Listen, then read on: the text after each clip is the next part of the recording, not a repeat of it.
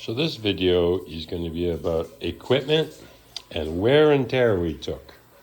So when we left Ottawa, we wanted carry-on packs only, the size of a carry-on, legitimate Air Canada carry-ons. And we wanted to have them interior to the Philippines as carry-on as well. Well, the problem is we were running about 10 kilos in our bags, and Philippine Airlines only allows 7. So first, our bags. Ginny started with the Copaxi pack. It's great. It's expensive, but it's great. It worked well. Comes with a lot of compartments. She has no complaints about it. One thing that was nice of hers, over and beyond the packaging in that, was that hers was more water resistant than mine. Not that we needed it. Mine, on the other hand, was a $50 pack bought off of Amazon, and I went through a lot of them. And I took mine and I gutted it. It had like container after container and layer. And I took a knife and I cut them out, and I took all the foam paddings out. As you can see the hole here, I reached in, took out the padding. I removed almost 1.5 pounds from that suitcase and turned it into a single profile suitcase. So we are now going with carry-ons. This is our only 2 luggage that we traveled the country with. So now when we're going to get on Filipino Airlines, we could get tested for 7 kilos. So what we did was we would be ready with a standby bag this size that would be ready to dump our extra 6 kilos in, and we prepaid the luggage. It was $15 for that luggage to go under, but we really didn't want anything under the aircraft. So we had this bag, and this bag folds up into itself. It's made by Eddie Bauer, and Eddie Bauer has made a lot of the equipment we've brought with us. And this bag folds into itself, so we could very quickly in the airport open it up and stuff it full if the attendant made us do it. But with us already being prepaid, so what we would do is prepaid it, one a piece of luggage, walking with our carry-ons, and if no one said a word, we just kept going, and they never did. They never did say a word. So that was the 2 bags. Mine was $50. Ginny's was in the hundreds. Both are very effective. I love mine. She loves hers. There's nothing wrong. So now we wanted to be able to snorkel at will. Well, carrying a great big mask around was a pain in the butt. It took up a lot of room. So I got us a couple of goggles like this with nose plugs. So you can plug your nose and have this and the snorkel. And took up no room. No weight, no room, no nothing, no consumption. It worked great. I loved it. I actually like it better than my snorkeling mask, and I will be moving to a higher quality set of these guys for my snorkeling from now on. I liked it so much. There's no water coming in the mask, and you're not continuously getting water on your nose. When water comes in your nose, gets in behind that plug, and that's it. We had 2 waterproof bags. This is a 3-liter one and a 10-liter one. Both were very useful. The 3-liter one was used whenever we went on a day outing where we wanted to keep things in it. I'll tell you from our experience and from talking to the guides, these bags don't keep water out when you're going to jump in the water. When we were in the canyoneering and we jumped in the water, I'm going down 10, 15 feet. Yeah, the water got in this bag. Not a lot to say that there's cups of water, but there was enough to ruin the receipt that we were there with because it got wet. So if you want to keep it waterproof and you're going to jump in water, I would suggest putting your stuff in one bag and then put that other bag into another bag and keep it dry. All the guides told me that their bags get wet during the day, so don't carry anything you don't expect to get wet in here if you're jumping in water. They also served as double purposes. This was my medical bag, so all my toothpaste, my medicines, and everything. And this guy doubled that we're moving from city to city. We each had one of these. We had 2 of these. If my bathing suit wet and my shirt was wet, I would just shove it into the bag and then seal it up, and that wouldn't get the rest of the bag soaked. And it weighs nothing. Got these at Mountain Co-op Equipment, weighing 60 grams. Again, we paid a lot of attention to weight because we want to be 10 kilos or less. It was a great idea. So next time we might travel with a 3, a 10, and a 20, because there are times when you want to go out for a day or 2 and you just want to expose it. Like when we did the boat trip from El Nido to Coron, yeah, we had to put everything in that bag. We lived out of this bag and 2 of those bags, and that was it. It was great. It worked, but it would have been nice just to walk on with 1 at 20. Anyways, equipment that we used. Oh, and the last one that we used is we got these microfiber towels for the beach, and we got the 2-foot one by the 4-foot one. It worked great. It did the job. The sand didn't stick to it as long as it wasn't wet. So as soon as you walked away from the beach, you shook it. It dried instantly. And if it wasn't dry and we had to move on, we put it in the wet bag. But they did do the job. The only thing is both Jeannie and I believe that the next size up would be a better one to have if you can fit it in on your weight allowance. And again, we work with 10 kilos as the number so that we could be constant carry on. Anyways, equipment. Now, coming up next, what we destroyed on this trip. Oh yeah, one other thing that we brought on this trip that was quite handy to us was these glasses that my mom and dad gave me, I don't know how long ago, let's say 20 some years ago. And these are clear see-through glasses, and they're insulated, so I can actually pour a cold beer in here without having to do anything to it, not a high-end glass. If I lost it, I wouldn't cry. And I can put it in the sand on the beach, and it doesn't get the warm. Ginny chose to bring a short one. It fit a beer. My tall one fit a beer and a bit. But what became very handy, as you're about to see with the loss of some equipment, is this also became a container that I could put stuff in my luggage that would stop it from getting damaged. So again, looking at multi-purpose things when we're doing carry-ons. But I would not travel without these glasses again. They're very, very handy, and it kept our drinks cold for a very long time in the heat, and we rarely saw below 28 degrees Celsius on our trip. Okay, damaged stuff. Damaged stuff. Okay, the first thing that went, my glasses. I broke one side, I mean, within a few days of the trip. So I went out and got crazy glue, and I glued it up, and I got that piece all stuck on, but with two parts of it missing, it just didn't last. And as soon as I got it glued up, didn't the other side break as well. I kind of don't blame them. I don't pay a lot for my glasses anymore. I think $25, but this happened on, I think, day 3, maybe day 4. It was really, really early in the trip.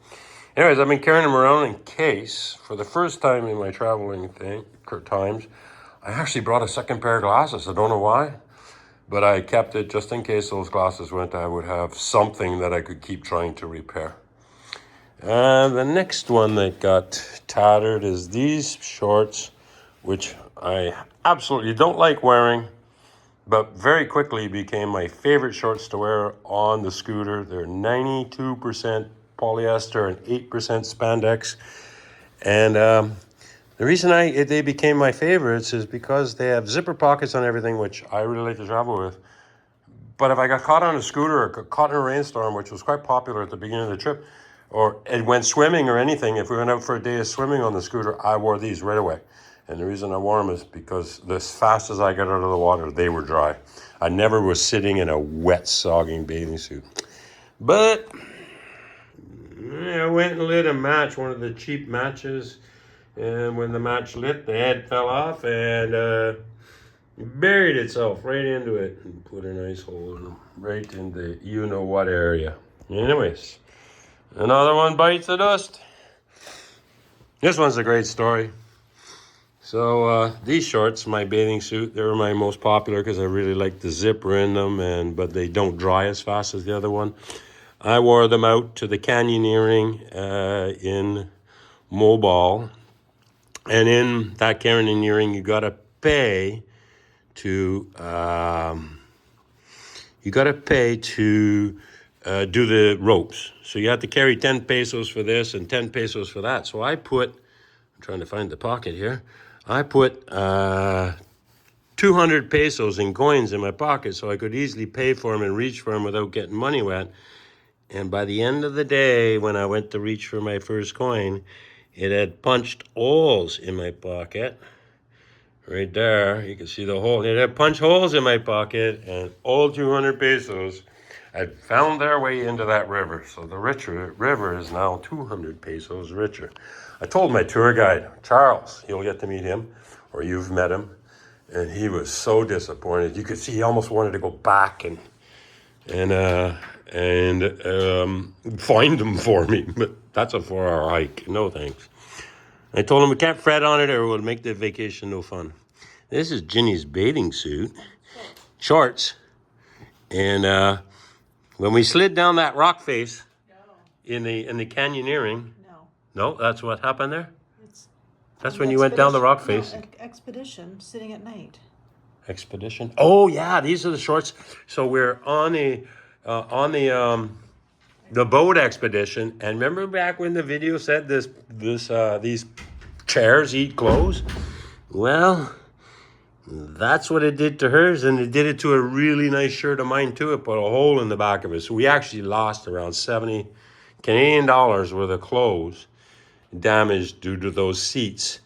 If we were to go back, or tell anybody when they go back, when you sit on those benches where dinner is being served and they got nails on the bamboo lines, put a towel down. Put a towel down before you sit down, because they're going to eat clothes. Ginny's sunglasses, I repaired them with the contact cement, but when I repaired them, they're too tight on her head and give her headaches. But one of the sides snapped, that's it right there, snapped right off, and I crazy glued it back together to get her sunglasses going again. But yeah, they got finished.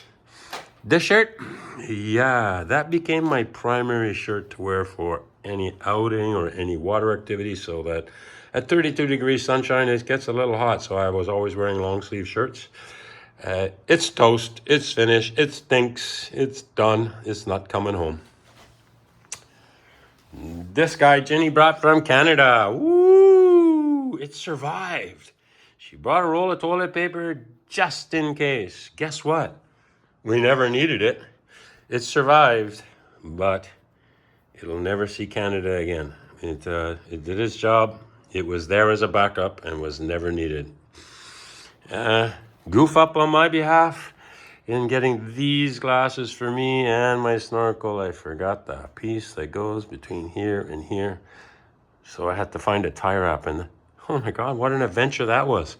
Hardware stores are not easily found here. There's no Home Depot. There's a DIY, do-it-yourself store, and there's a couple of hardware. We finally found them. They charged me, 25 cents Canadian for them. Crocs, brought them. They're not going back, but 3 pairs of shoes I had. A pair of Vessies, perfect for walking around with. A pair of Keen's H2O, as I've said in the videos a couple times. #1 pair of shoes we brought here. Great for hiking, great for walking around, great for water, great for everything. But when it comes to beach, neither one of those guys are good for beach. These are your beach shoes or flippers, or flip-flops, whatever you want to call them. These guys were great. If I was to bring it back again, I would want to cut a big hole in the front so that the sand can come out, because the sand here is not, on most beaches, fine and granular. It's big pieces of coral, and it wants to plug the hole, and then all the sand just starts to back up, and then you got to stop and dump it out. But if you could open up the whole front of the Croc. Anyways, these guys are shot. The bottom is like, there, I just did it. They'll never make it home now. They came like this. I could feel every rock there. I knew they were it. I knew they weren't coming home, but I was working on weight. Fully good Crocs weighed 400 grams, and these guys weighed 220. So I said, they're coming with me, and I'm not going home. But if I was to come again, I probably would come with flip-flops, because they're less weight and they're more practical, because no matter what the type of sand is you're walking through, it will dissipate itself. Anyways, our pros and cons to our equipment, the damage to them. I'm pretty sure there's other damage to some of our equipment that I'm not remembering, but yeah, you got to expect it. We only came with enough clothes for 5 days, and we washed it every 7 days, and lunch is too cheap to be carrying around 30 days worth of clothes, guys. It cost us 300 pesos, sometimes 200 pesos every 7 days for it. 200 pesos is $4. $5 Canadian, $4 American. It's just not worth carrying a full-size suitcase. We did it with 10 kilos. The only thing Jenny can say she wished she had is her facial stuff for nighttime. Other than that, we both successfully came through this trip with this on it. And I got to put a lot of thank you to one lady who taught me this, I think 11 years ago. Tamara, thank you, man. You taught me how to travel with a carry-on. And I just moved it up to the step. There's got to be a backpack. Huge call out to that one on the India trip. She would not allow me on that India trip with her without a carry-on only. It went a long ways on this trip. We wanted a backpack because there's too much sand, there's too many beaches, there's too many walkways. You know, we were always on beachfront. You don't want to be dragging those things on it. And I remember India, it came right to mind when I was thinking that I'm always on beachfront here, was Goa Beach. I remember dragging my suitcase down Goa Beach for a kilometer. And I said, I'll never do that again. So this trip, it became a backpack, and that's why we're backpacks. Anyways, guys, hope you enjoyed. Hope that any of this stuff is useful. It's not meant for just anybody. This is meant for travelers on what we found worked and what didn't work. Have a great day.